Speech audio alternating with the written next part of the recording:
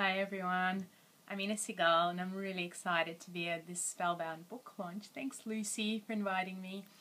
I wanted to share a magical story with you. When I was 17, I was going to an acting class, and the first time that I went to this class, I just had this knowing that I was going to meet someone there who was going to be very special. And for about a year, almost a year, I didn't meet anyone.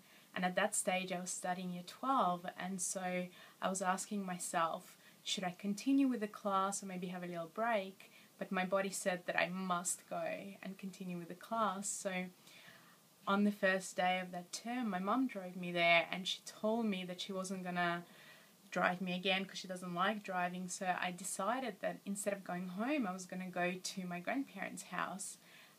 And I went into the class and I asked the teacher if he knew how to get to St Kilda where my grandparents lived, and he said he didn't know anyone or how to get there, and he introduced me to Paul.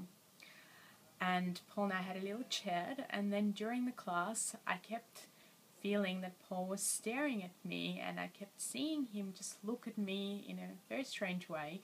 At the end of the class, Peter had asked if anyone was going near St Kilda, and Paul put up his hand and said, I'm going, and Peter said, can you offer, a lift home?